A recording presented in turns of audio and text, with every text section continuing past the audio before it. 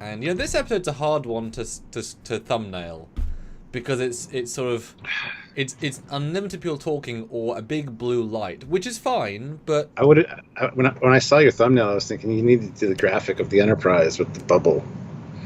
Like that would have been the thumbnail I would have chose, but that might have been too much of a spoiler almost. yeah, but it's the Beverly episode, and you never see the sort of view, so it's kind of like it's different but the same, and the red. Yeah, it's a hard. Or her and Quace walking down the hallway. I thought that, but it looks too normal. This at least is odd, Well, it's very odd. Yeah, like she got sitting in the captain's chair. It's a whole lot of things being changed this episode. So Stuart, hey, how you doing? I'm good. How are you? I'm pretty good. This is the last Tunge day of the week. And then we have It is Stargate tomorrow. That's exciting. Yeah, and we have the sci-fi SDCC panel today, which you've watched a bit of. I've watched a bit of. Mm-hmm. Yay! And it was funny because I'd literally been about 30 minutes seen Space Dock, or at least Space Dock-esque ship in the station in the Lower Decks teaser, and then I saw the first shot of this. I was like, yeah, that feels about right. So that was a very odd, like, instantly saw it in real terms. Mm-hmm. That was fun. You know what? I'm just gonna start sharing straight away. Go for it. Yes. So let's see. Everybody, make sure you hit the like button. I know we just started, but I'm showing like 32 people here right now. Hopefully we get more in there, but guys, hit that like button. Let us know via super chat if there's any questions or comments you have about this episode, or even about the news at San Diego Comic-Con today. If you want to say something, we try not to get too much off topic for the episode, obviously, but yeah, this is a fun one to talk about, and looking forward to it. So, anyway, guys, if you can support the channel, please do so. You know all the things I'm going to say. Links down below. Join the channel. Check us out on Patreon. You can send PayPal. Super chats are a great way to help us. One of the best ways, actually, and joining the channel. Those are two of the best ways to help us. And you can save yourself money and do things for yourself with Eaglemoss and all that stuff. It's all down in the description. Lots of fun stuff. So there you go. And yeah, I have not watched all of the virtual San Diego Comic-Con stuff yet, but I am like more than halfway through. I've just been busy. I've been out with my buddy Paul because I had a little bit of a Camaro figured out anyway, not fixed yet, but it was an electrical issue, and those can be a bitch to track down. So anyway, that's where I spent my afternoon, was in the driveway in the heat. So not ideal by any means. And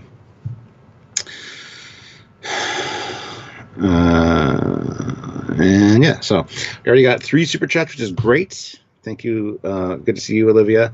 Glad you could make it today. We missed you yesterday. And yeah, so hopefully this is a good one. Hopefully you guys enjoyed this episode, and hopefully you will enjoy our review of it. There's quite a bit to talk about, and this is one of my favorites, so spoilers. I'll read the super chats as soon as Samuel gets back. He is currently sharing this, so yeah.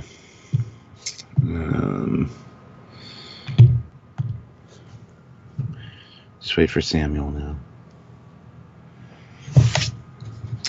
So I'm going to also refresh this. Doesn't look like the chat is moving at all, which is not ideal. So I'm going to refresh it. Oh, there we go. Yeah, now it's moving. Ha, he missed me, says Olivia. Yes, we did. I've missed you with every bullet so far. Dan 23, today's the 23rd. Today's the 23rd. That's 23 is in my username. Oh, it's Dan's birthday today. Happy birthday, Dan. Yes, happy birthday. Happy birthday to Dan. Happy birthday to Dan. There you go. He's 23 every year, because he's Dan 23. And many more. But never more than 23. Come is here and play. That's good. That's good. That's good. Yeah, so TNG. Again, my bitrate staying stable. Brilliant. Happy to see this. And this is a good one to sort of end our first chunk of season 4, I think it's a strong one. On a week of. Yeah, what do you think? And then well, like I said, we're probably in the times of you remembering them at the past. What was your preconceived remembrance of this one? And, well, remember me. And what do you think this watch? Because it does change our opinions, these, when you properly watch them and such. Before I get into that, we'll read the quick super chats we got. Oh, yes, thank you. Looking forward to many more, but Ozzy throws in $5. Bang. All hail the superior commander and super captain Foley. Skeleton hands. We are trying. Dementia, $2. Star Trek Twilight Zone feels on this one. Oh, yes. Oh, yes, indeed. Olivia Julius, $5. 41 likes. Can we get to 50? We have 41 likes already, which is awesome. 60 people watching. We can hit 50 easily. If you haven't hit like, hit it. Personally, but I'm a bit greedy. He's a greedy bastard.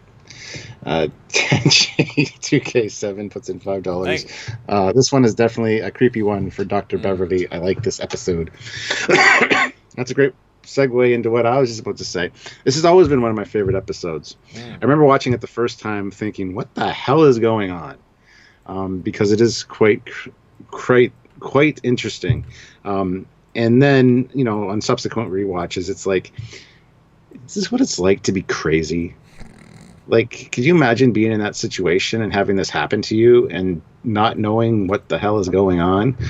Because, you know, it's your reality. And yeah. Anyway, no, this is, I remember the first time was really interesting for this one. It really grabbed me. And since then, it's been one of my favorite TNG episodes.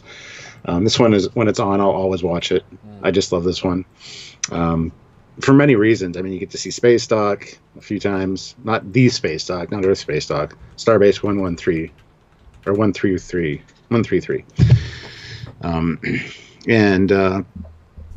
Yeah, and then the craziness of, you know, we only have 230 personnel, and we only have 200 or 114 personnel on board, and then it's just me and the doctor.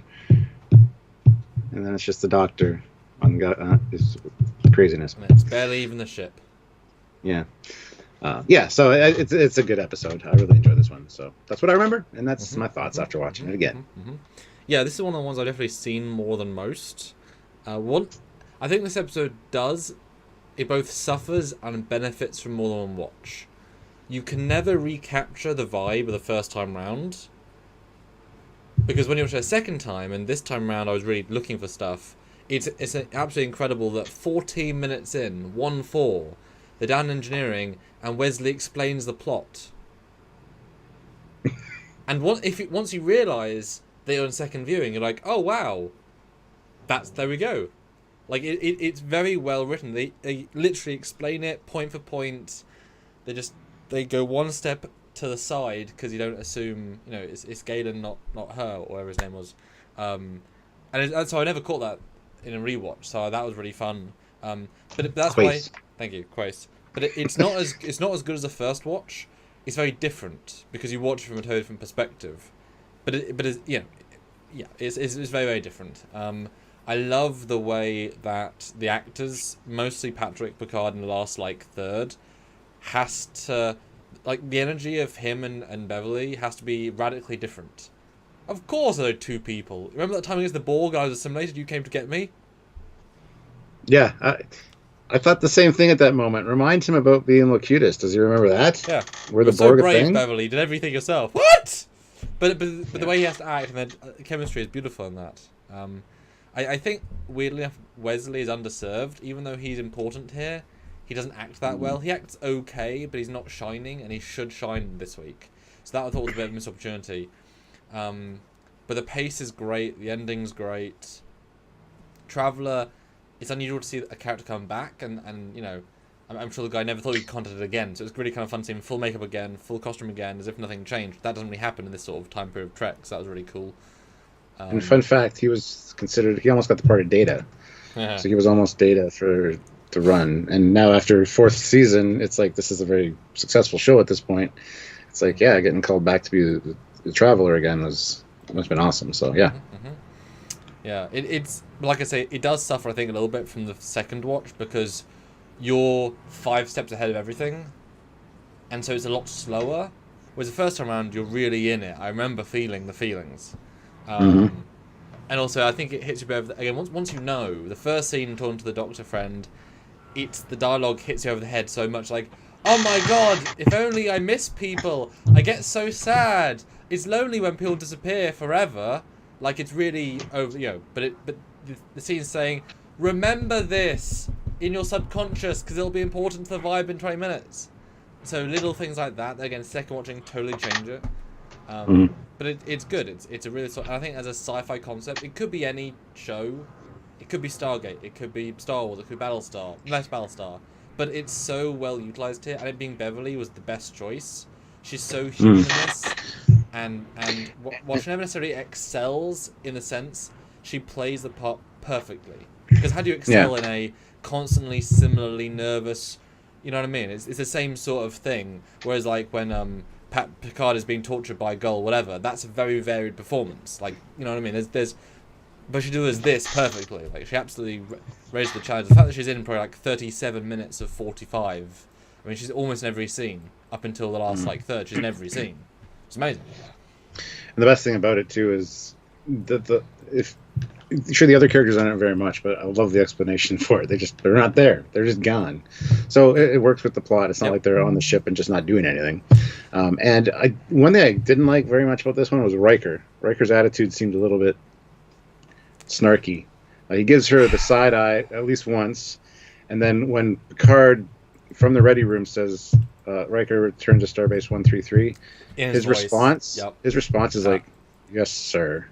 Like, you're actually listening to her, which I hated. Yes and no. I thought that exact same thing, but you've got to look at it from their perspective. There is 99.9% evidence that she's crazy. Everything in the universe says she's wrong. This is Star Trek, man. But this is day-to-day for them. Weird shit happens all the time, so you wouldn't doubt your chief medical officer. No, but at a certain point, though, it's more likely she's been affected by a parasite or she's from a different universe. Like, everything that she's saying is wrong. Every single thing she says is wrong to her perspective, and it gets wronger by the second, especially when Riker's there and she says less crew. Like, his perspective is like, come on, Beverly. You've been so for 3 goddamn years. You've never had staff. What do you want? Like, you know what I mean? Everything. She's obviously the crazy one here, and so Riker's like, the captain is trusting her beyond the pale here. If I was captain, I would, like, everything she's saying is wrong. She's clearly ill, yet we're trusting her. Now, you know what I mean? It's like, if I said to you suddenly all of a sudden, oh, your wife is called Jane, you have 14 kids, and everyone in the chat treated you like that for a day, and no one blanked, I think you'd get annoyed with us all. And we'd get annoyed by you saying, it's not Sylvia, stop being disrespectful to your wife Jane. You know, it's a hard one to read because you got to look at it from 2 sort of sides of the conversation. It's so disparaging. But I don't serve in Starfleet, and weird shit hasn't happened to me for the last 3 or 4 years on this goddamn ship. Like, they how many times in Star Trek is a headache, and not, some kind of alien possession or Well, exactly. It's why it's more likely that she's... Well, I mean, think Sherlock Holmes. Take out the improbable. If everything on a ship says one thing and one officer says another thing, the most likely solution is that she's the ill one. Just Sherlock Holmes it. It's less likely the entire universe is wrong and she's right, especially when Riker remembers knowing all 300 people on the crew and he's, all these missions with 300, and it's always made sense. That's why I love this kind of distance. I wish they had played into that more. What about Locutus? What about Tasha Yar? I wish we'd had more distinct memories where you needed the crew. That would have been a fun thing to play off. They didn't at all. Missed opportunity, but it's crammed a lot in, so I'm not too worried about that. Jason Quinn and Tan. Start the episode, you're giving everything away. Well, say our thoughts about the episode beforehand, so... And you should definitely see the episode before our reviews. We always spoil things. Yes. Obviously. And yes. Yeah, and List of Jericho, Dr. Solar was mentioned again, which is played by Susie Plaxton, who was a Vulcan. Yes. Yep. She was awesome. I just wish we would have seen her more in the series, because she was awesome as a Vulcan. And they mentioned the guy from season 1, the Traveler episode, which I didn't catch ever the first time around because you don't remember his name unless you've just watched it. No, you're right. You just so that's pretty useful. But yeah, let's get going. Sounds like we're on a good theme for this one.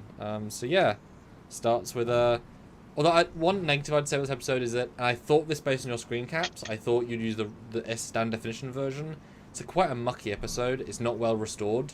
Like, this model shot looks pretty bad for what it should look like and how it has looked.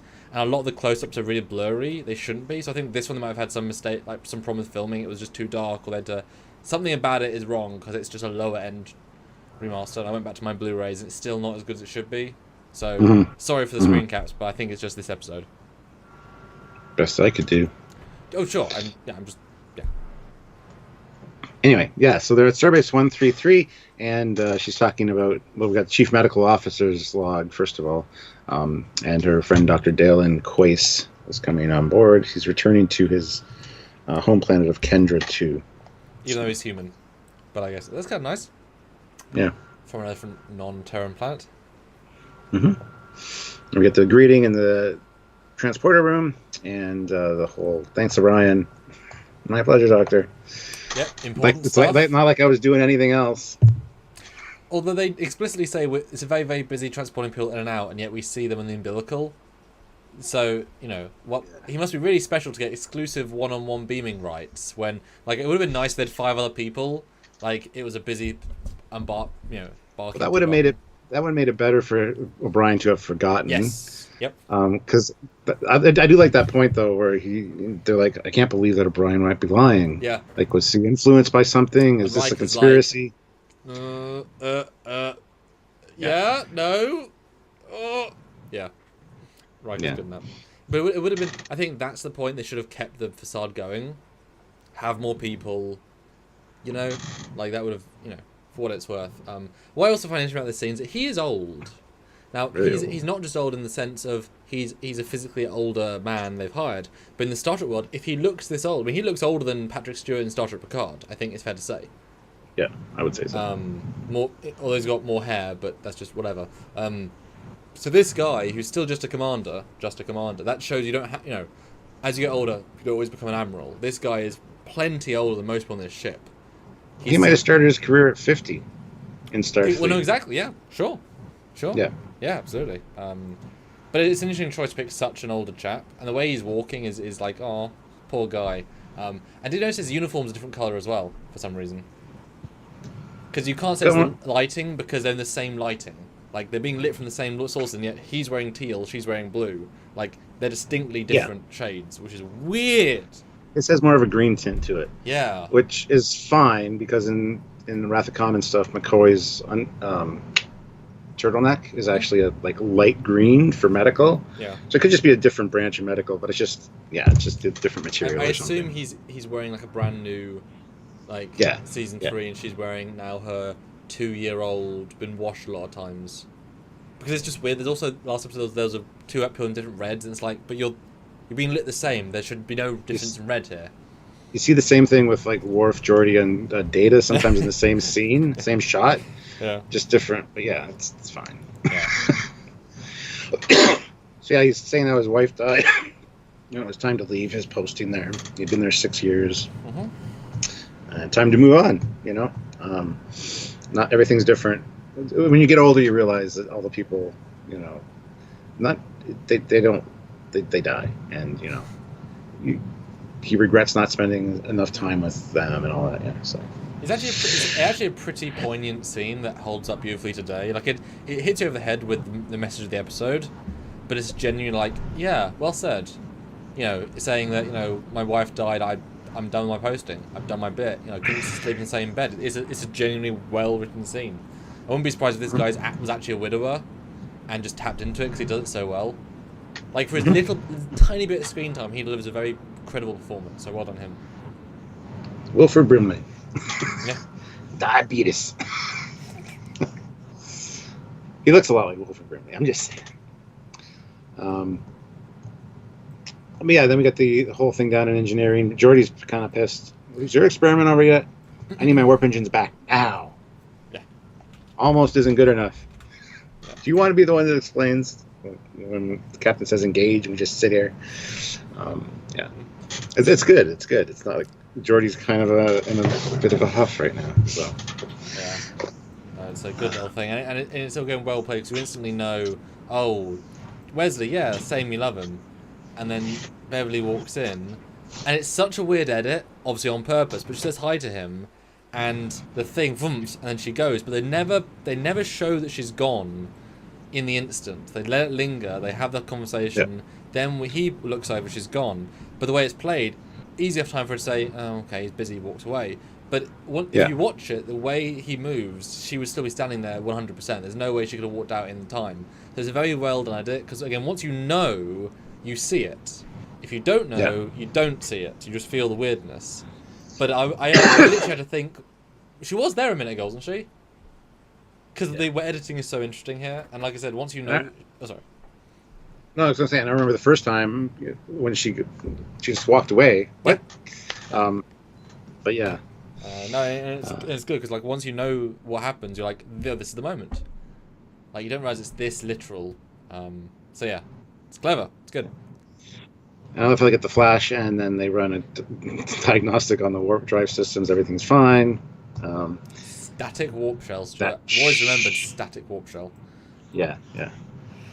That shouldn't have happened. Anyway, so yeah, are you done? Yep. And then he's like, "Mom," and she's gone. So yeah. And then I love how he stops and looks back. Like, did I miss her walking away, or yeah? Just like, that's weird. It's weird, right? Yeah, that's weird. That sort of moment. Then she goes to see her friend for, I think she says breakfast. Yes. And he's not there. None of his stuff is there. And she asks the computer where he is, not on board the Enterprise. I love how she calls Worf in. And the first thing Worf does, computer, okay, Dr. Quace. And she's like, I've already tried that. Like, she tries to stop him. I love that, because that's like the first thing everybody would do. Yep. Everyone tries to turn it off again. Everyone tries the same old systems. Yeah. No, it's good. And again, the way it's played is good. It's slow. It's methodical. And it's an interesting mystery. It's a legitimate interesting mystery. And like I said, this is the Star Trek world. That to a certain point, you're like, this is obviously a cool where's he gone mystery. And so it's fun to work out where that shift is before it becomes too much. Yeah. Well, it starts like, did he get abducted? And then it starts into a conspiracy of somebody trying to cover up his disappearance. Yep. And yeah, so I mean, it could be Section 31. Yeah. Oh yeah. It's up to her staff going. I kind of wish they played into it even more. But I appreciate the level that Worf goes to, like, just on the word of one woman, because he's like, I was not informed. Oh, you should have been. Sorry about that. Okay then. But like, everyone's like, oh, okay, fine, fair enough. We'll move past this, even though everyone's like, okay. That's why I love the Picard moment in a minute. We'll get to it in a minute. But yeah, instant search. Although, quick question: if you're doing a complete search and they were applying like this is a full-on search, you would assume that means every room. Does that mean they're actually searching every crew quarter and every room and every crew quarters, full, lack of privacy? Because otherwise they could hide in a closet in a, you know what I mean? What does a full search mean? Is it legitimately every crew quarters, like no one has privacy? Sex dungeon in Commander O'Hare's room. It's like, well, shit. Miss Worf, note. That is a lot of leather, Lieutenant. I'm sorry. Well, one of those kind of searches is orchestrated by deck, and they'd have security teams for each deck, and I don't know if they'd go to the department heads to have them talk to their crew and have them search their own quarters. I don't know how that would work. That's what I mean, though. It's like there would be a procedure for that, I'm sure. So as soon as he said, and this is later, obviously, but as soon as we said we've done everything, I'm thinking, did you check the, inside the warp coils? Like, we know there's a big room there. Like, did you, you know what I mean? There's loads of space in this ship. And sorry, side note, just like, I would have liked him to be found at one point or something. That's not the episode, but yeah, it's cool. Yeah. All right, so up in the ready room, we've done a deck-by-deck search, and Data's scanned the ship, and she's like, well, if he's dead, you wouldn't find him. Which is a sad line, but a very apt line. Yeah. I mean, they keep finding explanations and reasons for the discontinuity of the universe, which I love. Yeah. Constant, if he's dead, you wouldn't detect it. Because Data's like, well, he's not here. But if he was dead, oh, it's true. Okay, yeah, we'll keep looking. Well, the one thing I didn't like was Ricard was like, is it possible he could have returned to the starbase without telling you some sort of emergency? Yes. And they're like, we'll check the transporter traces. Yeah, but we saw the umbilicals. Yep. Like, groups of people. He could have just taken one of those with his stuff. Yeah, I mean, that kind of bugged me a little bit, but if there'd been groups of beaming in and out that we'd seen hustle bustle at the start, that would work. But if one dude is transporting back, someone's going to notice. Whereas if he just walks the umbilical, okay, he can get lost. So I absolutely agree with that. But he's trying to think of anything. But you would think they'd just hail the starbase instantly. Well, he does say, make sure you contact the starbase. I don't want to leave anything to chance. Yeah, that is like, that'd be the first thing you do. Yeah. Like, yeah. Olivia Julia's $5. We got 50. Can we get to 100? We have 99 people watching. We can get to 100 easily. Make sure you hit that like button, please. And James McGill puts in $2. A good cautionary tale for parents with smart kids. Don't let them experiment on warp cores. Yes. But Jason's also a great comment. We don't need no stinking comm badges. Yes, they do make another point of he might have his comm badge on him. That's what Worf's and Beverly say. Might be damaged, yeah. But then data does scan for all people, and he detects there's no people. So it's a very methodical, like, yeah, first you just scan for your designated, this is you, this is your ID tracker, and then it's how many people on board do you have. So it's a clever thing. It's a clever thing. Yeah. I love how he also calls, Doctor, you are aware of the procedure involving passengers. This is, again, where it kind of gets conspiracy-ish. Absolutely. I put my request in weeks ago. Well, it never got to me. Well, it must have been intercepted. Yep. Ooh. Maybe he's made enemies on the starbase. He's served there for 6 years, you say. I kind of like that, because that's like, oh, yeah, okay. This could be a thing that somebody's covering up his disappearance. And I forgot this moment, because it's really fun. He's like, Beverly, yes? You know you broke the rules, right? What? No? What? Like, it's a good little moment. It's such a blatant, like, thing. Because she's like, well, who signed off? I thought you signed off. No? Yeah, it's good. I would never allow you to have friends over. Although you would think he may know him. Because 15 years would have been Jack Crusher age when they knew each other, because Wesley's only, 17? And he was definitely older than 3 when his dad died. Maybe. Not sure on that one. He doesn't remember his dad, but he was born, obviously. Yeah. But no, it's a good little scene, and the way he's like telling off a friend. But and I give Picard Patrick such a good thing in this episode. He is humouring her in later scenes, but there's it's the sort of thing. If you tell me something's true, I'm going to trust you regardless, because I trust you explicitly. Whereas other people, and you can sense that Data and Riker later on are like, this is too far. But Picard's like, no, I'm going to really go on a limb for this woman, because it's this woman. So I like that, even though all the evidence really mounts up, because there's a lot of evidence against her right now already.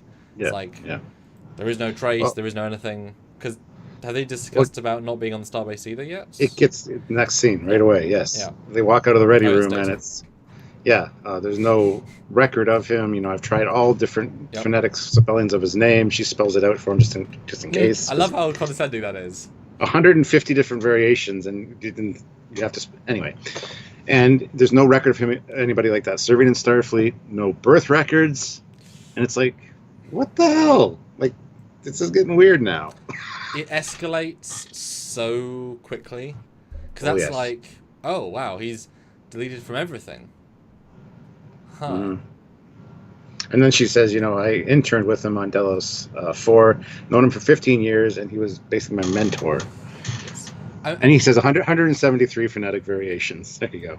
Yeah. But there must be a certain point, though, where, they can sense in her delivery that she's genuine. Like, she believes it. There's no, and especially later on when she, rattles off people's names. It's like, there's a certain genuineness that there must be hearing and sensing. Like, well, she believes it. But yeah, it escalates heavily. And that even goes when she talks to Troy in a little bit. Like, Troy would sense this in her. Yes. Yep. And even Troy never comes off like she's sensing anything was really wrong, which is really really weird. Well, and then she said, well, we'll get to that scene in a second, but I think she's like, where's Wesley? And then you get that close up on Troy. And the ominous music, like she knows something. It almost seems like she's on to us. Yeah. Happy birthday! We're all heading to the cargo bay. Surprise! It was the Doctor's idea. We'll make you think you're alone in the Enterprise, but we're all the other. You didn't check the shuttle bay, did you? Where do you think 1,000 people could go? The shuttle bay, duh. No, I think Deanna's shaft in this episode, like, she is like 0% in this episode. Even though you would think you'd have a scene where she's with Beverly, like dedicated. You know, like Picard's brought her to her and said, "I'm not crazy, Deanna." "Oh, I don't think you are." You know, so that was you don't need it, but you feel like you should have it. But yeah, Data's scene is like and Riker's tone is now. But you and is this where I mentioned? This is where I mentioned the crew, isn't it? 230 people. Not yet. No. Sure. Yep, I'm sure. That's later. Okay. Olivia Julius, $5. Want to make your first officer disappear? Make a warp anomaly. Section 31 approved. Hey. Yeah, no, this is not, because next thing is Riker asks who was on transporter duty. Which I had thought earlier in the scene. I was like, just go ask him. You can't, like, if Data's wrong, as in Data the information, go check with O'Brien. He saw him. That must be, you know what I mean? So I was one step ahead and was like, oh, good, they'll go. It was good. And yeah, and O'Brien's like, when did he arrive? 1,600 hours. Well, that was my watch. I beamed this man on board? Yeah. He's like, yes, I was here to meet him. I remember you. He says, I remember you being here for a short while, but you were alone. And then, as I recall, you came in and looked around for a few moments. I asked if I could help you with anything, and you said, all you said was thank you, to which I said, my pleasure, or something. Like, how weird is that? She'd come and stand there. Can I help you with anything? Oh, no, it's fine. Okay, bye. Like, you'd remember that, obviously. Well, but he did, though. I mean, he did build into that, obviously. Yeah. No, it's a fun little scene, because, like, it is played like he could genuinely be forgetting. Like, like he's so uncertain, because he's being told by his superior officer that he's wrong. So he's trying to, like, I mean, maybe. You know? Like, I like the way it's played.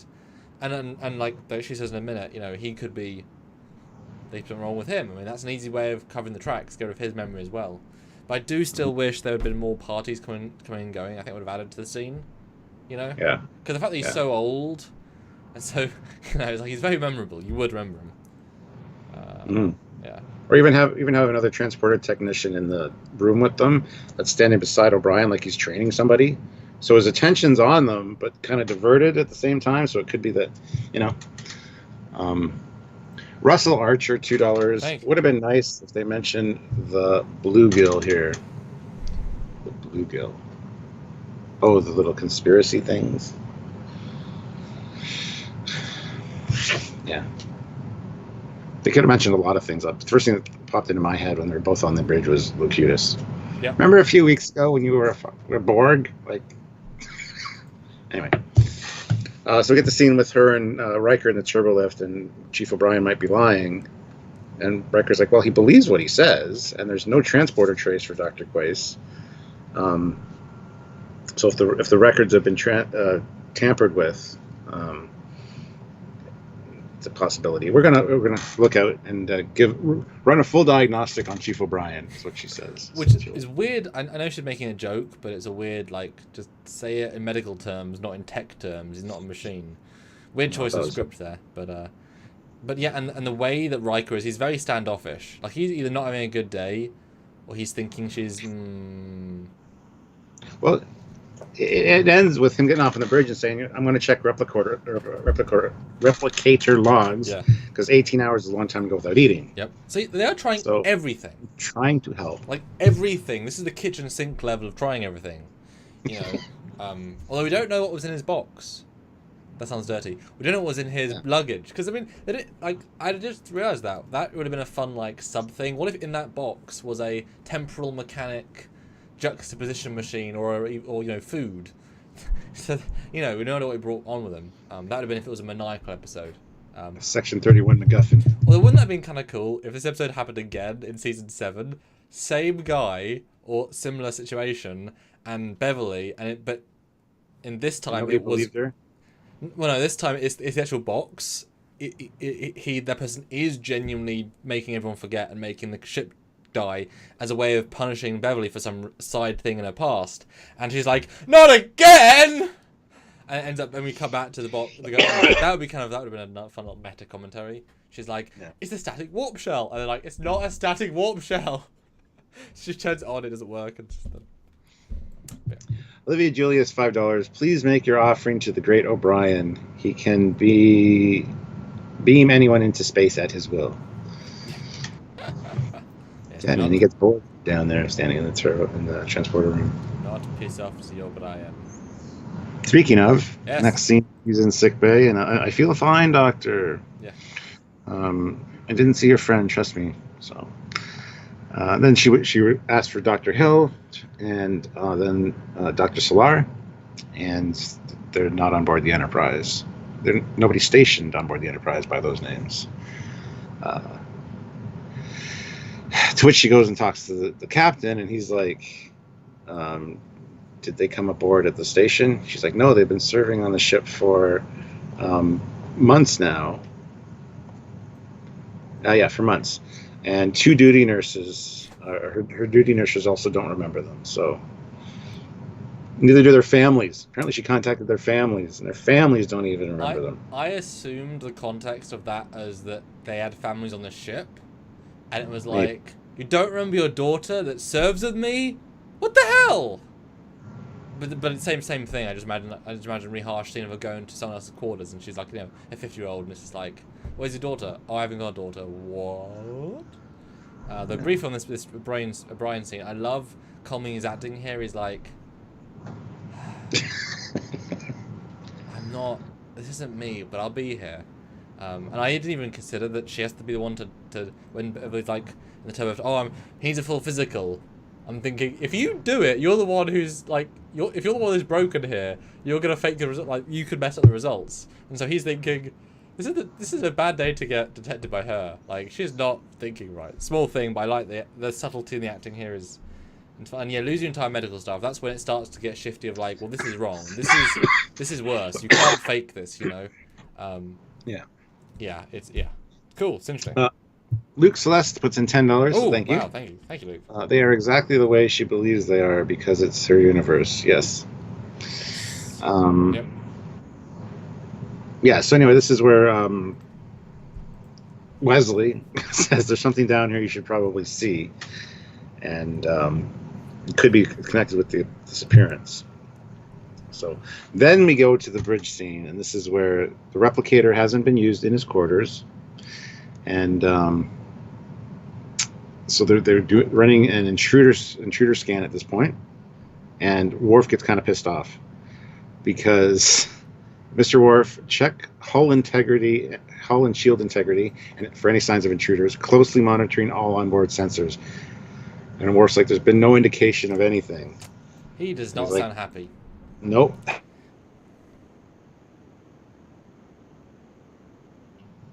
Of the anomalous airborne or electromagnetic readings. I want some answers. And then Worf's like, oh, for fuck's sake. I mean, I hate that woman so much right now. Every possible. This is the point where I think the crew's like, she's ill, Jean-Luc. She's the one. She's playing a trick on you, John. Yeah, stop. Make her go to sick bay. And, she's the only person in sick bay. Make her, have data. Like, everyone's frustrated because it's ridiculous. If this was any other episode, you know what I mean? It'd be the other way around, the leeway. But it is, he's so patient and so, I do wish they'd. Mm-hmm. Well, yeah. Yeah, it's good. It's fun to watch a second time. So then we hear about Kaczynski's warp field equations and how Wesley was messing around with them, trying to improve engine efficiency. Yeah, they explain the plot. Mm-hmm. Yeah. And they show the static warp fields that they created inside the warp drive. And then they're thinking that it's possible that might have something to do with Dr. Quase's disappearance, even though he wasn't in engineering. So it doesn't make sense, but it does, because Picard's like, it's the only thing we have to go on right now, so look into it. And when I remember first watching it, I was thinking that maybe they were randomly appearing in parts of the ships, like you know what I mean, and just taking people as they. But not the case, because they say it's confined within the warp core itself. Well, engineering. They say that the burst went further, but only engineering, and they literally say it can only affect people in the engineering. they explicitly tell you only the people, and someone disappeared, and someone could be trapped inside a warp bubble. Like again, like I say, it's so beautifully written. Of like, yeah, it's Beverly. See, it would have almost been better if this was like one of the first episodes with Pulaski, where nobody really knows this doctor because she's new aboard, you know. Oh, yeah. But I mean, we know Beverly so well. It's like, yeah, you know. Wouldn't it be funny if this was a Wesley episode and he was the one stuck in the bubble, and Pulaski's the first Doctor, she goes missing, and then Beverly comes back for the episode as like, where's Pulaski? Who? Or swap it, yeah. So Wesley episode and Beverly's in the first scene, and then Pulaski's in the second scene. It's like, where's Mum go? Your mum's on leave. What? That'd have been kind of fun. Like, bring her back for one episode and just like treat it like nothing's happened. Yes, I helped John Luke with the Borg. Yes, I did that. Yep. Yep. I was there for that. But yeah, it's a good scene, good constructive scene, and we've got something to go on because up to this point, again, there's literally zero evidence. There's less than nothing. There's almost too much lack. But now they've got something that this could change space and time and reality. But there's now some science here. Yeah, and they say whoever's in the warp bubble would be outside of our reality, essentially. Yep. But then, okay, that might be an answer to the disappearing people. But then at the same time, Picard says, "I doubt a warp bubble could alter computer records or erase memories." Yep. And it's like, God damn, you're right. It would not change the universe around him. But they burn through the scene at a good pace that you aren't left to think about it. It's a possible solution. Moving on, but it is explained. It's great. When she goes to sickbay and has no staff of any kind, and goes up to the bridge, and has something happen? Yeah, sickbay's totally empty, and everybody's like, "Is that a surprise to you, Doctor?" It was the last time you were here. It's been the last time for every day. What do you want? Yeah. You want more than zero? Are you kidding? No one has more than one person in the sickbay on a starship with 1,000 people. I mean, well, yeah, there's supposed to be 4 people on duty at all times. Well, you don't have a staff, Doctor. You idiot. On a ship of 1,000 people, I'm supposed to be the only one. The ship's entire complement is 230. Dun dun dun. And the way they say it is just so matter of fact. It sells so well, and Data's always thinking, "What do you want about, Doctor?" Yeah, and then Picard's like, "Can I see you in my ready room?" And then you get the side eye from Riker, like, "I want to kill that woman." It's like, well, chill. It's a little harsh. Well, like I say, I mean, she's obviously the wrong thing here. I mean, but you got to imagine that now we've got to the point of less people.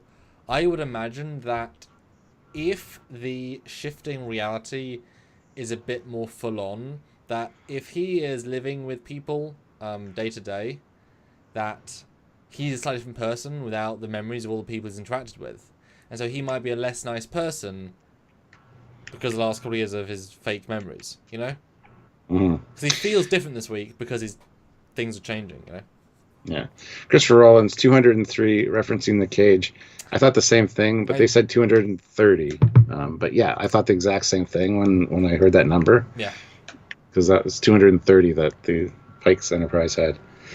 Yeah. Olivia Julius, $5. Her lab coat really makes her blue uniform look green. There is supposed to be a tinge of green in the medical ones anyway, so. Yeah. And Olivia Julius, again, $5, 86 likes out of 116 people watching. Someone didn't hit like. I clicked like. Yeah, guys. Everybody hit like. Yeah. Was Deanna the first to go, says Maria? No, because we still have a scene coming up with her. But anyway, yeah, so this is where they're in the ready room, and so you're saying my ship has lost 800 of its personnel. Wesley's experiment didn't have the scope to do that kind of thing anyway. And she's like, "Trust me, Captain, the Enterprise is in serious danger." And he's like, "I have no choice to believe you. The safety of my entire crew is at stake. But I must be sure." What, that I haven't lost my mind? I just examined myself, and being the only doctor on board, I had to do it myself.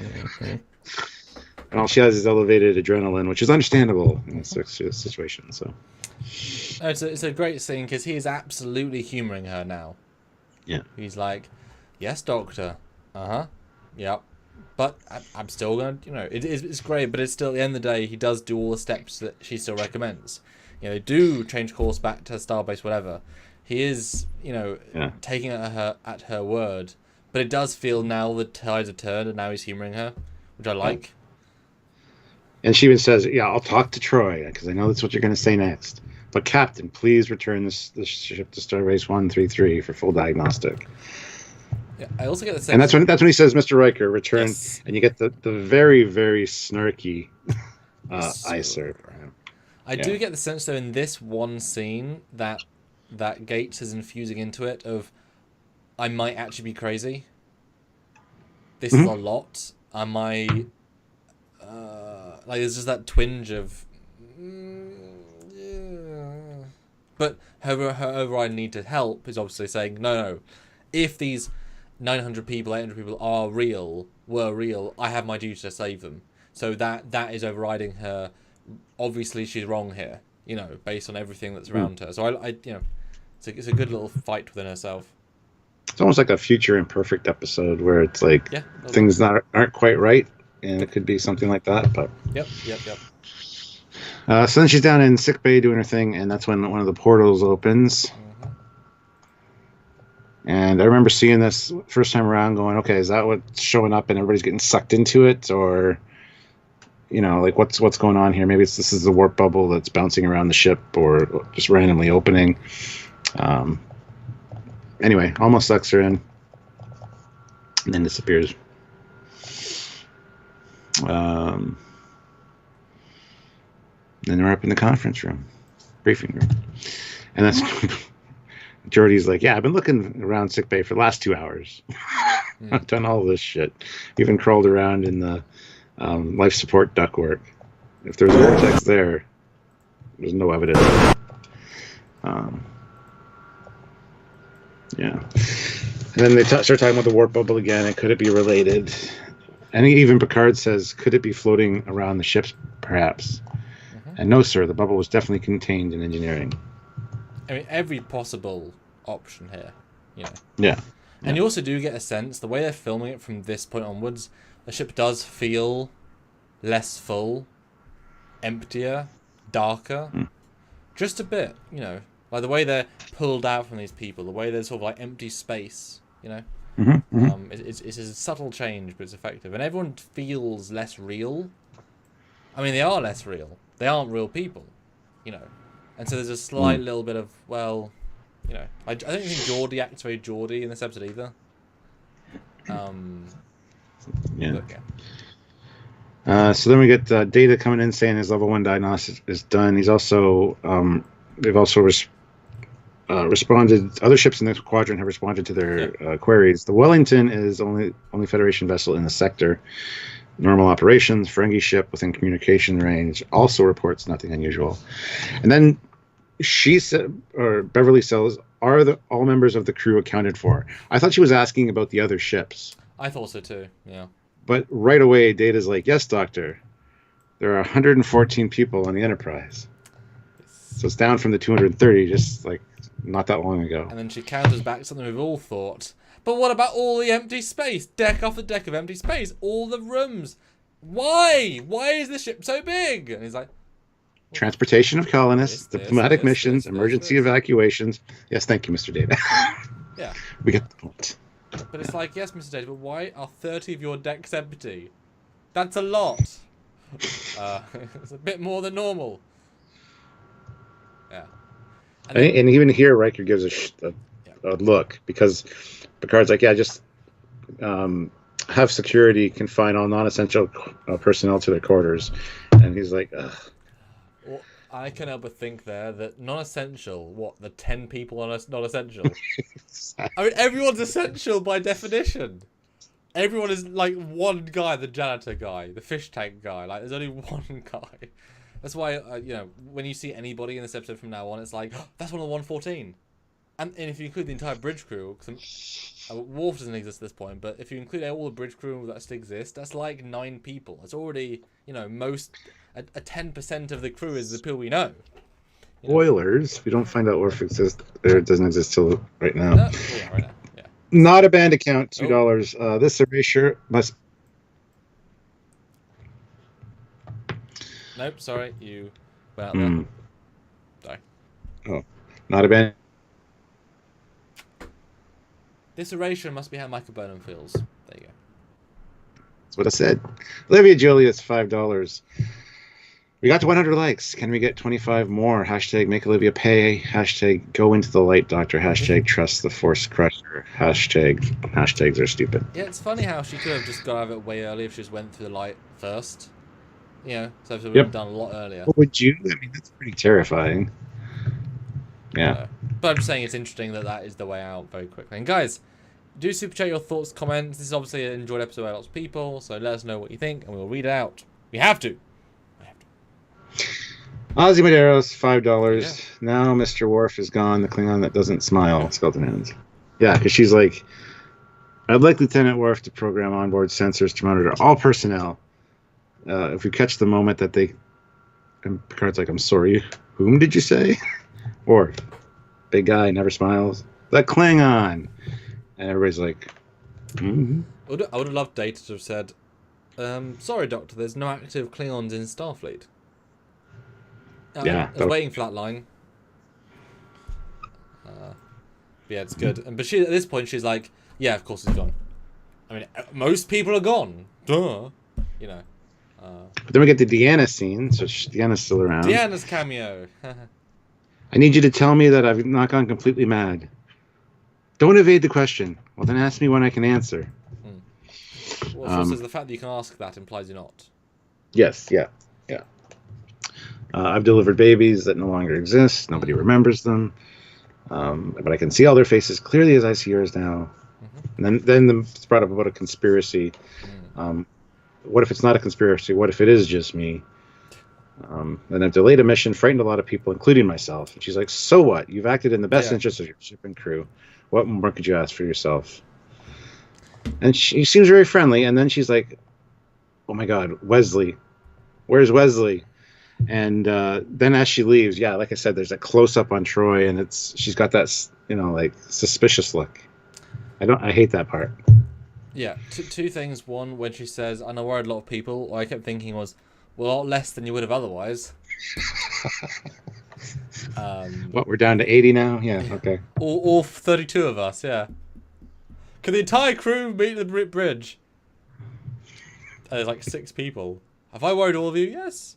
And I was waiting for Deanna and on close up to say, so say Wesley, Stuart, I'll be Deanna. Okay. Wesley. Who? I was expecting that, and then to cut to engineering. Yeah, that's the look you kind of get, like, Because there's no confusion that she's got. Like, there should be nothing she's confused about in this moment. Yeah. As in that specific single moment, yeah. Erevik Sonder, $5. I can empathize with Crusher. I feel like that at least once a day. Oh. Damn. Oh, sad. But she goes down to engineering and Wesley. One of the 114, Stuart. What's that? One of the special 114 extras. Like, that guy's the essential personnel, because there isn't many left. So, yep. Praise be to one of the special 114 that was saved. But yes.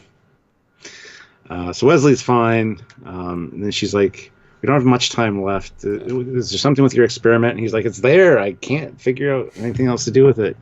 The only thing I can think of is maybe the Traveler might be able to help. But I've sent a message to Tau Ceti, whatever it is. Because he's already talked to Kaczynski, which is the other guy. He can't explain it. And so he's sent a message to Tau Ceti C, or Tau Alpha C, sorry.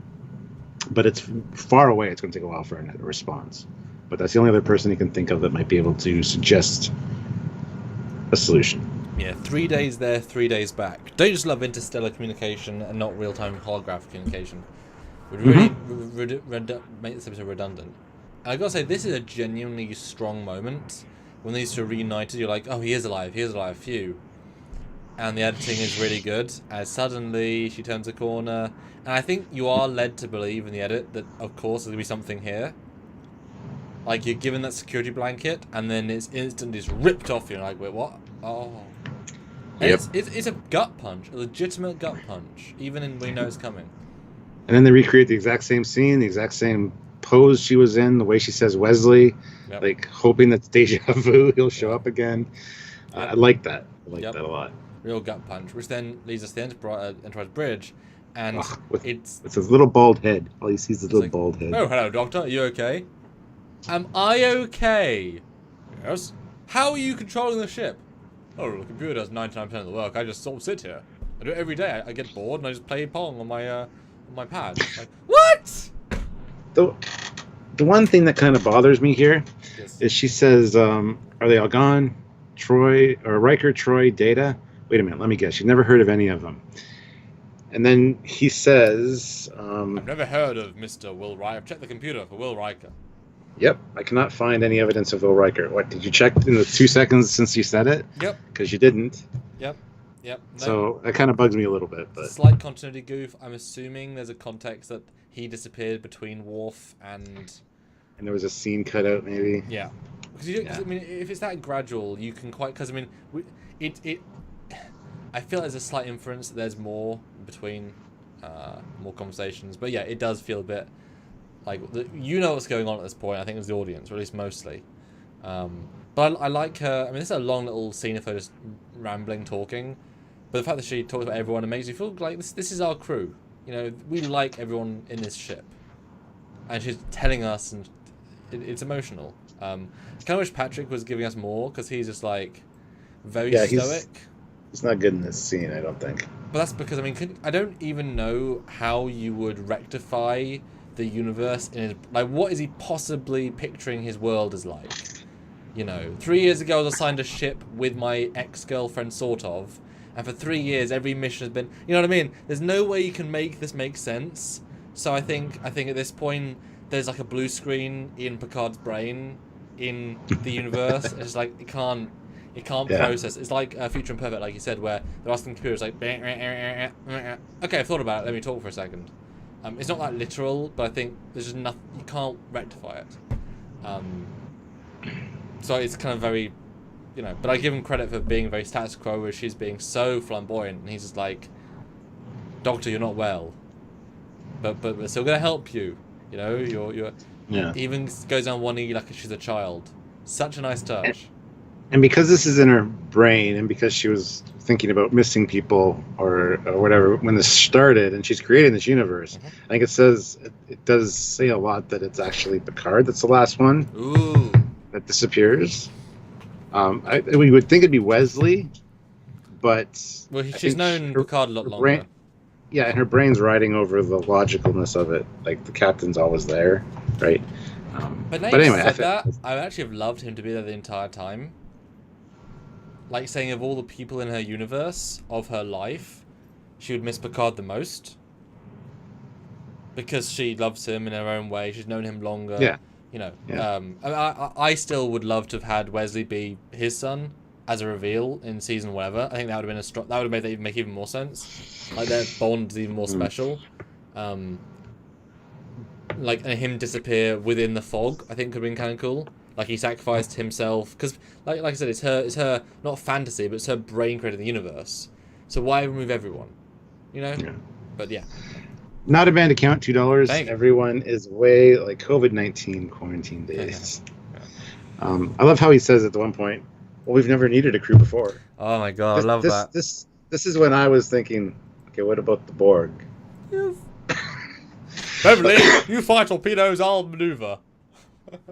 We modulate weapons. How do I do that? You know, no, absolutely. But I love his line read for that. It's like, well, yeah. And we never have. Yeah. Such a stupid line. She asked for him to have the computer monitor his life functions. He's like, until I disappear. But he's still humoring her. Still humoring her, given she's saying 1,000 people. He knows there's never been more than 2 people on the ship. Like, she's such a maniac right now, and yet he still says she might be right. Seriously, a lot of trust with him. Yeah, and I love the computer reading it out. And she wanted to tell him something, and she might not get the chance to do it again. So, and all of a sudden it just stops, and he's gone. I think that's great. So poignant. And terrifying. I couldn't imagine being in this situation and not knowing what the hell is going on. It's also edited in such a beautiful way that it's a split second of it's on long enough to go in the back of our brain. and then we realise first as an audience, but only by a split second. So we think we're clever, then it cut. It's just perfectly edited. Although, boy, I'd get pissed off by a constant audio of how I'm feeling. Can you imagine that for a 7-hour trip back to Starbase? Oh my god, it was not fun to listen to. And then we get some brilliant shots of the bridge. If you ever want, like, thumbnail, like, yes, just shots of the bridge. Like, there's a few just exclusively shots. Yeah, it's good stuff. Then another rift opens up, and I love how the consoles all swing towards it because it's sucking everything in. And how do they do this effect, I wonder? Because it's a pretty brilliant effect. Like, it's practical, obviously. A lot of wind, a lot of smoke, a lot of layers, I'm sure. But it's a good effect. It holds up really well. Yeah, I have no idea, man. Yeah, I don't either. And yeah. The most beautiful transition. It's so artistic. Oh, it makes me wonder, does she hear them saying, no. Wesley, have you got it? I didn't think so. No. But then what's happening, and then all of a sudden, whoop, him come in, that's beautifully done. I was going to comment on that, yeah. Well, because what happens is because, like, she's less in terror, but the lights are still on, which makes you, as an audience, confused for a second, because clearly it's still happening, but obviously it's deforming. What they're doing is they're walking back through the view screen, basically, where it would be, and then coming out of the effect. But it's just the way it's just beautiful. And obviously we know at this point this is what happens, but the editing here is absolutely sublime. And then now the world becomes, you know, wrong, and we see the right one. You know, yeah. Olivia Julius, $5. So, Captain, who is this Samuel you keep talking to? Well, he's one of the 5 Trekyards hosts that we've had all along. We always rotate in and out. Just his day. Isn't that right, Samuel? There's 5 of us. We're kind of like Trek culture.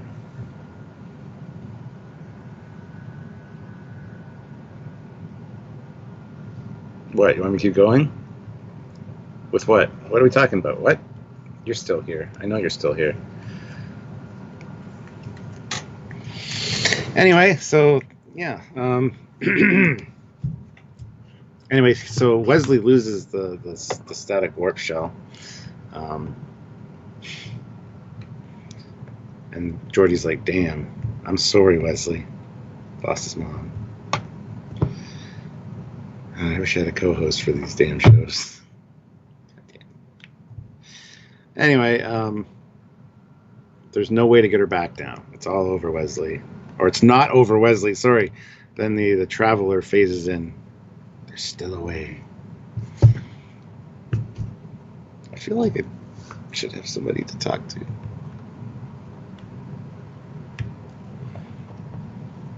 Anywho. So anyway, we get the captain's log now in the real world, the real universe. 2 attempts to retrieve Dr. Crusher have failed. And now the Traveler, a mysterious visitor from our past, has reappeared. Is she alive? I love this thing. As long as she thinks she's alive, she's alive. Oh my god, Trekyards is disappearing. So hey guys, yeah. My Camaro was acting funny, and actually I lost all power. So earlier today, thank you for watching this you know, car repair discussion live. Me and my buddy Paul were out there, and anyway, I lost all electrical power, which is a real bitch. It's hard to track down that kind of stuff. So, you know, we finally found the cause, but we haven't fixed it yet, because it could be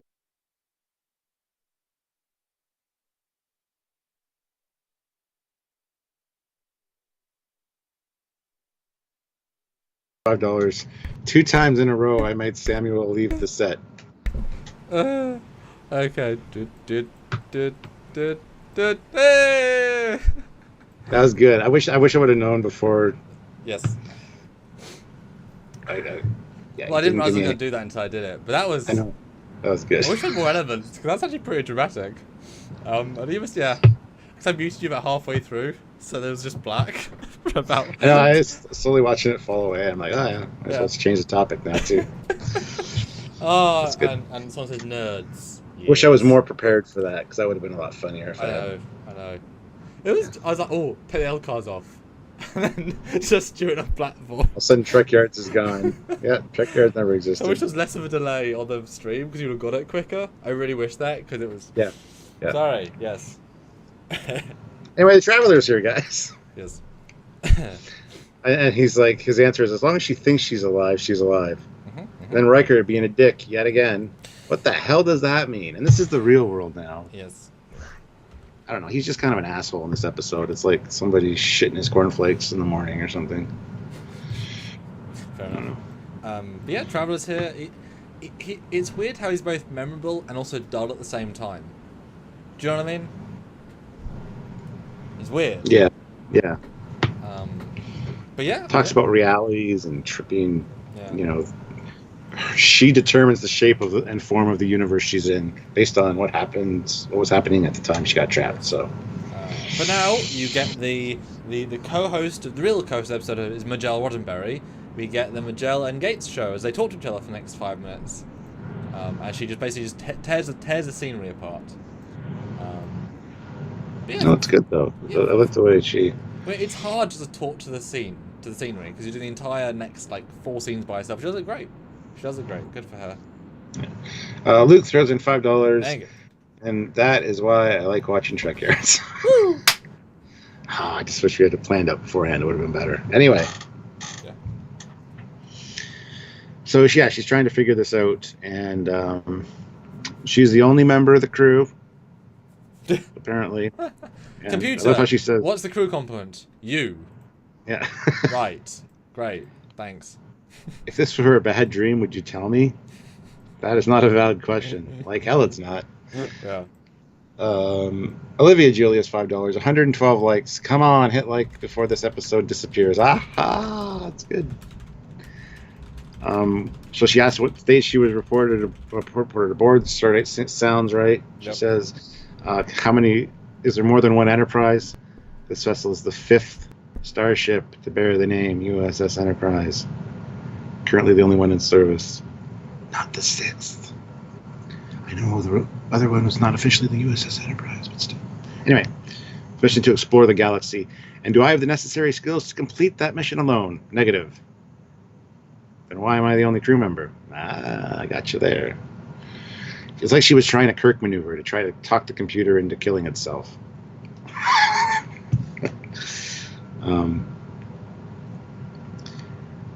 Yeah, anyway, so she sets a course for Tau City, or Tau Alpha C, but it's going to be at warp 9.5. It's going to be 123 days to get there. That's far out.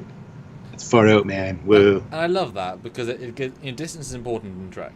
It makes the scene feel even more hopeless. It's like everyone's gone. I've known what's really happening, and that's full speed that I personally cannot maintain. Like, if anything goes wrong, and that's like 123 days. God damn. And it's not as if warp 9.5 is sustainable. I mean, it's implied she doesn't even know that, which is fine. It's just like, yep. Yeah. And as soon as you drop to warp 9, that's probably like 130 days. Warp 8, 190 days, or 200. Like, it's exponential. So I mean, that is a very long way, like supremely long way. Yeah. So she sets a course, and the computer doesn't do anything. She's like, the computer's like, state new coordinates, and I stated it. Damn, you idiot, Majel. Tau Alpha C is not currently located on any current star maps. Yep. I love that. It's another great escalation that I don't think anyone sees coming, even though it makes sense in the grand scheme. It's like, oh, the universe too. Right. Shit. Right. No, it's good. So they're heading back to Starbase 133 to go to the exact spot they were moored. The real ones. Yes. The exact spot they were moored when the experiment happened, so they get right to create a stable gateway between both realities. Then we get in the equations are the first step. You must look beyond the mathematics. It's just babble. Fuck that means. I don't understand that, but anyway, focus on the present. Close your eyes. See past the numbers. Trust yourself. I don't get it. Anyway. Russell Archer, $10. Ooh, wow. Worthy of a donation. Also, my neighbor's favorite Trek line. Aha! Yes. Well, thank you. I'm glad you guys enjoyed that. Thank you for doing that, Samuel. That was funny. That was good. Yeah. Well, you zoned me in for a second. I was like, ah, ha, ha, ha, ha. Yeah. But yeah, and then we get some other cool shots of the bridge. We've never seen this angle before. That's why you have a 360-degree set for these sorts of unknown angles. It's great. Mm-hmm. So everything's disappearing. There's nothing. There's 705 meters in diameter universe outside. Well, no, she even says, "Well, you won't know this, will you, computer? Like, what is the meaning of the universe? Well, it's tiny." What? I love that. It's such a great little. Oh no. So here she comes to the realization that if there's nothing wrong with her, there must be something wrong with the universe. Sure. I mean, it's more. I mean, I don't know why she never thinks like I'm high. I'm infected by an alien parasite. Like, she never questions her own sanity beyond a certain point. It's like, if everything in the universe is going down, I think it's more likely you're on a really big drug trip. You know, you're taking some shrooms, some space shrooms. Yeah. You know. But it's fine. It's good. It's a good escalation that, like I said, I don't think you see coming. But it's like, oh no, oh no. But the Enterprise gets to where they're going, and they reestablish the warp bubble. Yep. But it's getting smaller. It starts collapsing. It's got like 4 minutes or something. Well, yeah, it's both air pressure out of air and also time it's going to survive, yeah. Brian Strait, $20. Oh, wow. If there's nothing wrong with me, maybe there's something wrong with the universe. Yeah. Fantastic episode with a great feel. Yep. Something neat about the shot that pulls through the anomaly to Wesley's silhouette at the pool table. Yep. Yeah.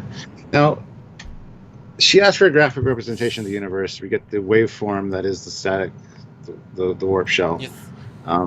Then she overlays it with the Enterprise because there's flaws with the structural design of the ship. And it's cool because she goes to the back science 2, I believe. Yes. And you see the little thing on the thing, and then she does the overlay, and then when you see it again, it's not there. It should have been still on the display screen when she walks away because it goes back to the stupid. That's one thing that annoys me about this. Not a big deal, I guess. And you also see the bubble shrinking, and you see the bridge, and it's shrinking pretty quick. Yes. And then they cut, and it's like, ugh. No, you're right. I mean, this is obviously a digital display they're superimposing on. That's why it wasn't on set, because those things aren't displays. Yeah.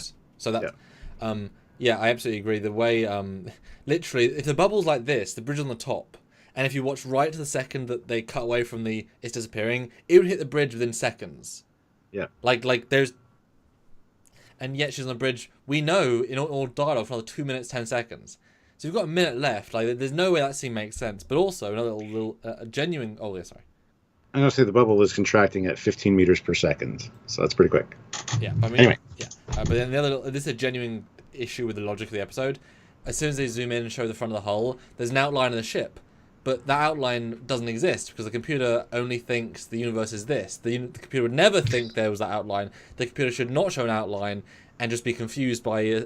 That's why I like it saying it wasn't built properly, because it was built with decks open to space. Yeah. Sure, why not? But there shouldn't be a graphic there. That should have been fixed. Because it couldn't possibly know it was there. I never considered that, so thank you for pointing that out. You're absolutely right. Like, I wish we'd had a little scene where she's in turbo and she asks the computer, who built the Enterprise? And she's like, unknown. Because Earth doesn't exist, because Earth's not in the universe. Like, there's nothing in the universe. So she's like, the computer's like, I don't know. What do you mean you don't know? But yeah, there's a very small thing, but in the context of the episode, it does make sense. But yeah, so a couple of little things here, but ticking clock's always difficult because, boy, ticking clock is much less time than they think. Which also doesn't help with Picard's just jaunt, as in gentle, slow meander down to the engineering. I know the turbolift is like a minute or less. It feels like a slow trip. Maybe just walk around the corners like doop ba doop ba doop, emergency doop to doop. You'd think he'd be going a bit faster than that. Yeah. Oh, I love when she goes to engineering and it's like can't. There's no route to engineering to the turbolift shaft. Yeah. It's like anywhere on deck 34 or whatever 36, it is. 36. And I like her figuring out it. You know, where would they do a warp shell with the warp engines that I was at? The mess hall. No. Torpedo tubes. No. Engineering. There we go. Like, I mean, I get she's under stress, pressure here. Should have got it like 2 minutes earlier, but that's okay. But that's okay. Anyway, she sees the thing and decides to just go for it. Jumps in. Well, she has nothing to lose. I mean, the universe is literally like true. 33 meters wide. I mean, I'm amazed that this have power. I guess the power's been generated from the engine core, but although I appreciate that it's the Enterprise's warp core is in the middle of the ship, like almost, so it is actually a good place to contract to. But yeah, jumps in. The effect's rather good going through, and I think you see the light box when you do that. But that's okay. And then yeah. Oh well. And then yeah. Oh, I love the edit of Wesley's like, over, and Picard moves quickly to help Beverly. Not Wesley. No, it's a really awkward edit. It's like he completely ignores Wesley. Yeah. I mean, obviously, makes more sense for Beverly, but he's right there. He just looks weird. He's just walking right by the other looking unhealthy guy. Which made me laugh a little bit. Just a little bit. So she asks how many people aboard the Enterprise, and it's 1,014, including your guest, Dr. Quace. And that's such a satisfying little note of like, good. Is there something wrong with that count, Doctor? No. It's the exact number it should be. That's the end. And now people are getting on and off the ship again for some reason. Like, you just left the starbase. What would people be... Oh, well. Go back to the Arboretum on the starbase. Well, like we saw in Lower Decks, the trailer, the Romulan brandy. That shit's really good. Romulan whiskey, I think Whiskey, they said. There you go. Yeah. It should be green, it's not, it's blue. Fair enough. But yeah, so ends this episode. It is an abrupt end, but it's also the end of the situation. So it feels about right. It would have been nice to have one like post scene, and especially with her and Dr. Quace exactly. eating and 10 forward. Yes, it should have been her, Dr. Quace, and Wesley, and he's like, "Oh, I haven't seen you in years, my boy. How you doing?" And the camera pans out, and, yeah. and 10 forward is just full of people. Like, that'd be awesome. Yeah. Data's playing chess with Geordi. Worf's drinking with Riker. Guinan's there for literally 1 second. Yeah, that would have been a good ending. That would have been good, actually. Although, hey, why isn't Guinan in this episode? Because that'd been kind of cool if she goes to Guinan and Guinan says, "I agree with you." Wouldn't it be kind of fun if she meets Guinan and she also knows something's wrong and she disappears really quickly? But because they forget about Guinan, like Guinan convinces them that they're right, but then Guinan disappears from their brain, so they forget. That would have been kind of fun, like double reveal. Like so much, and we forget Guinan exists. She walks into the scene just like Wesley with the like, "Is she gone? No. Hey, I'm here," and isn't in the next scene. It's like, wow, Guinan, you're in it for literally 35 seconds. Yesterday's Enterprise did it briefly, but then the universe said no. Yeah. But that's small things, really small things. Yeah. Matthew K, $10. I'm a bit back, so you may have said it already. Yeah. Gates McFadden did her own stunts in this episode and then found out she was pregnant afterwards. I did not know that, so that's very cool. Well, yeah, cool, dangerous. Dangerous, cool. Yeah. Good for her. So anyway, that's it for Remember Me. Guys, throw in your super chats now with your super chat scores, and I will read those when we are done. And then if just the regular chat, Samuel will give those a readout for your scoring of this episode for season 4 and for all of TNG. Yes, exactly. Okay, like I said, this is one of my favorite episodes. This is one that's very rewatchable, even though you know what's coming. It's just the way that this is done is such a great sci-fi concept, so Star Trek. It's absolutely great. And to imagine the ship roaming around with 2 people on it, that's that big. It's like, that's ridiculous. But then, yeah, the visuals in it with the bubble shrinking the ship on the schematics, and you get the Traveler back, which is kind of cool. And yeah, there's a lot of really cool stuff in this episode. Plus, you get to see Starbase 133, which is cool, even though it's just reused footage from Star Trek 3. Yeah, it's not particularly cool. And like the miniature work, well, it's okay. I mean, the miniature work, again, like I said, something about this episode has been done less good, so it looks the worst it's looked. And the planet was a bad-looking planet for some reason. Like, really weird greens, didn't look good, so... Because they didn't want it to look like Earth. Because it still had one moon in the background, which is dumb. Get rid of the moon or put something else there. Anyway, as for season 4, I'm going to give this one a solid 8 out of 10. For all of TNG, this one will probably get a good 7 out of 10. And just because I want to know if it was a season 3 episode? Season 3 episodes probably would have got a 7, 7.5. Cool. Yeah, no, this one is great. Like I say, it's so radically different on second viewing. It's almost worth watching twice back to back if you could somehow watch it again fresh for the first time.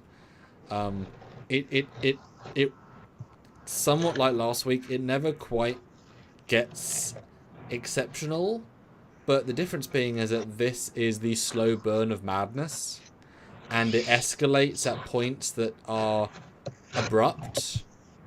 Like, there isn't just a gentle ramp up.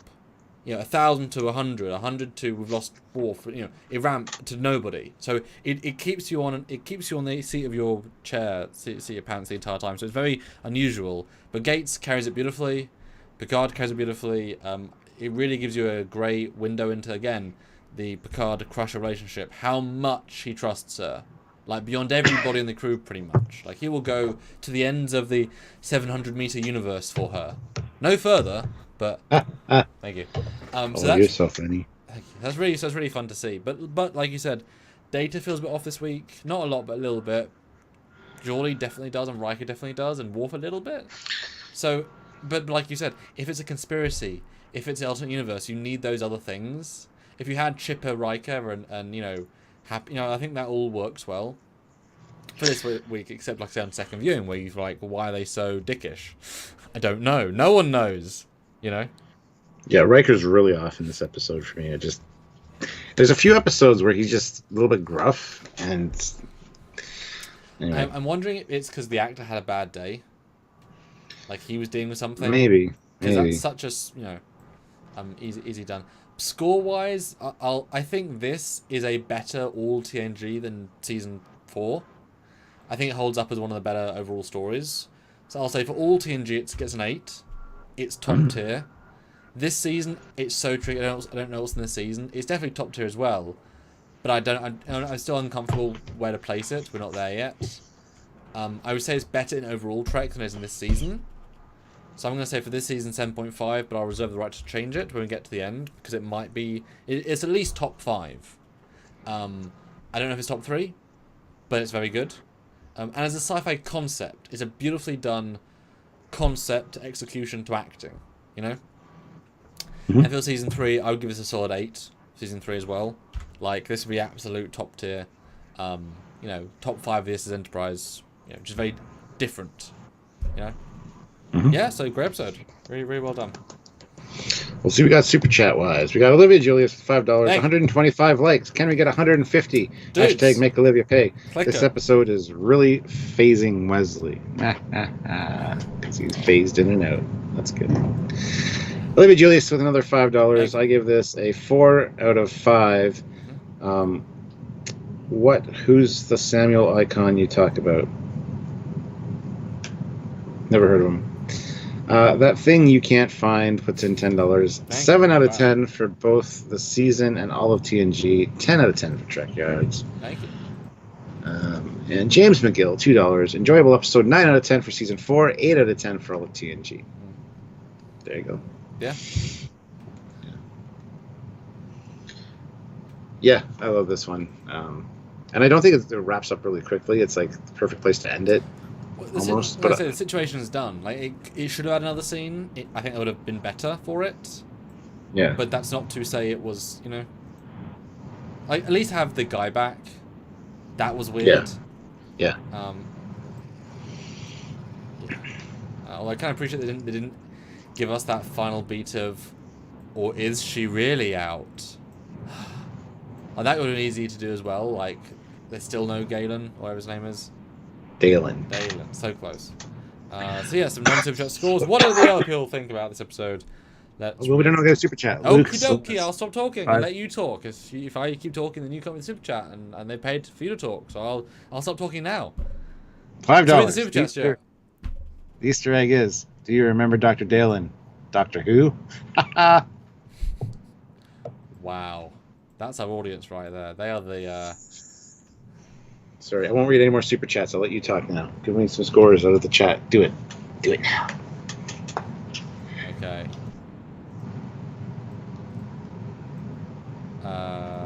What am I doing? Oh yeah. Okay. 8 out of 10. 10 out of 10, 9 out of 10, 6 out of 10, 8 out of 10, 9 out of 10, 7 out of 10, 7 out of 10, 8 out of 10, 8 out of 10, 6 out of 10, 9 out of 10, 7.5, 8.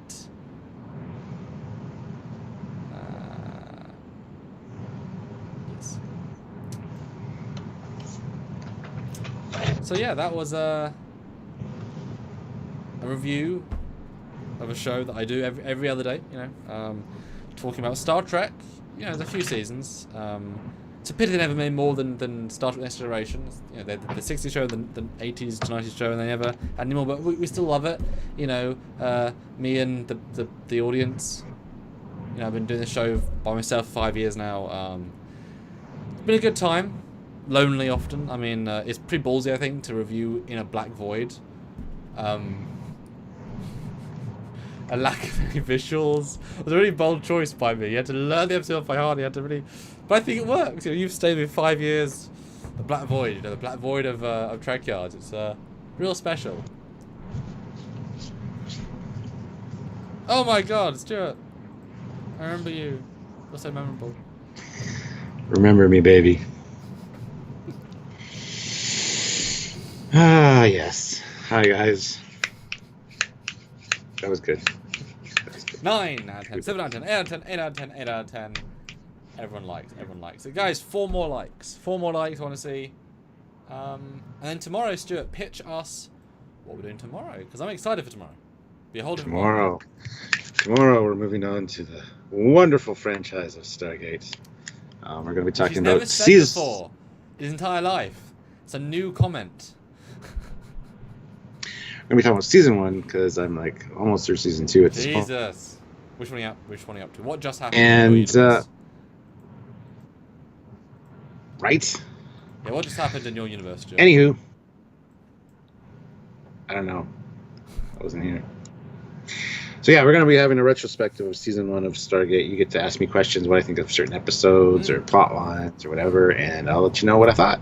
Yes, and obviously I'm hoping there'll be no spoilers, because I'd love to talk to him about where he thinks it's going, etc., etc.